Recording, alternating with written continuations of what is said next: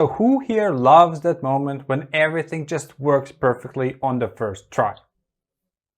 Well, you're in the luck, because setting up Next.js is almost like that. Smooth, fast, and I dare say, satisfying. By the end of this video, you will be able to create and launch your first Next.js project independently. And just so we're clear, this process is smoother than the one that I confidently told my friend I cook a 3-course meal. And somehow, it actually worked.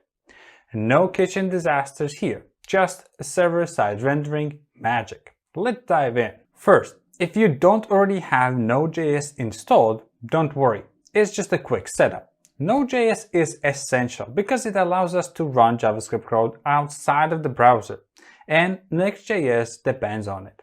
So what you need to do is just go to the official website, which is nodejs.org, and under the downloads, you can search for the specific version you want. As you can see, at the time of the recording, we have the latest stable version setting to 20.17.0 and the current version is 22.8. So this, of course, is going to be updated throughout the time. Then you choose your system like Windows, Mac OS, Linux, and you follow the instructions, and trust me, it's quite easy to get it up and running. And after the installation, just to make sure you actually have installed it, you can open up your terminal and write a command that says node-v for version. And as you can see, I have the current version 22.8.0. And if you choose to use a little bit older versions, it's probably going to be fine. But don't choose the really old ones. And that's it. With Node.js installed, we're set to proceed with setting up Next.js. In this demonstration, I will be using code editor Visual Studio Code, which you probably are familiar or have at least heard about. Of course, you can choose any other code editor of your choice. So now that Node.js is installed, we can install Next.js with just one command. In this demonstration, I have created just an empty folder on my computer and open it up through the Visual Studio Code. And I'm going to use this time the inbuilt terminal from the Visual Studio Code. To open it, we can choose from Terminal and New Terminal. As you can see, down on the bottom, we have a new terminal opened.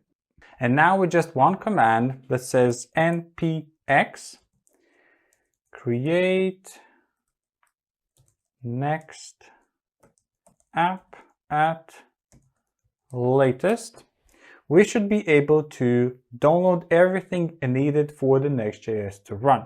As you can see here, if we have any questions, I can just answer Y for yes, hit enter, and it's going to ask for the project name. I'm going to leave it default my app.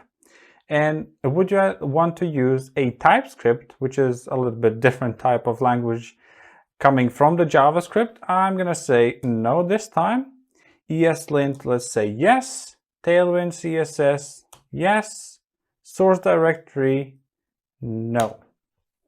App routers, yes. Import alias, no.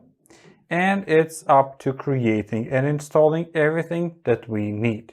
As you can see here, I have some warnings here and there, but as long as they are not critical, I'm just going to ignore it for the time's sake. And as you can see, at the end it says success. So that means we have not only Next.js installed and everything that is needed for it, we also have our first project.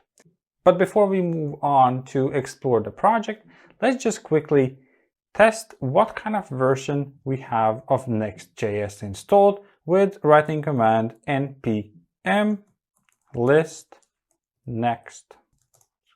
With a simple command npx next-v.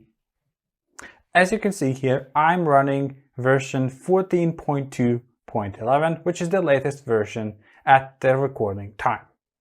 Now let's open up the project and see what kind of file structure we have here. We will not dive too deep in the structure itself, but so we know that we have apps folder, fonts folder. There are some few JavaScript pages like layouts.js, page.js. We have a folder where all of the node modules are going to be. And that's kind of it, not too many. So what we can try out next is actually running the app itself. In order to run the app, first of all, we need to make sure we are inside of the desired folder. So right now, I actually need to change my location in the terminal by writing cd and my name of the project. And I'm going to hit enter and I'm in. From this point, I can run command npm run dev. And it should start our page in few seconds or even milliseconds, depending on how fast your machine is. And boom, in less time, and that's it. It takes less time to make a cup of coffee, and there you have it. It just took a few seconds to create a completely new project out of nowhere and run it. As you can see, it says that it's running locally on localhost port 3001 for myself, but probably for you it's going to be just 3000. It depends if you have something running in the background already. So I can click on this link and voila, we have our page deployed. This of course is the generated code itself. And now let's make some small changes. Well, actually, let's create the classical Hello World app, which is something that you should always start with. So let's switch back to our code. In the code itself, under the app, there should be page.js file. And here we have a lot of code. I would like to delete everything that's related to HTML code up until about here. From here, I will want to write, here we have some sort of suggested code. I will take off the image and leave just main and heading 1 for the heading, and we have the image itself. So as you can see, I didn't have to rerun anything, save anything like that. It just renders automatically. And now we can switch back to our browser. And only thing we need to do is to rerun, refresh the app. And voila, here is our Hello World. And just like that, you got your first Next.js project up and running. From here, you're ready to start building pages and exploring the powerful features of the framework. I have a question for you.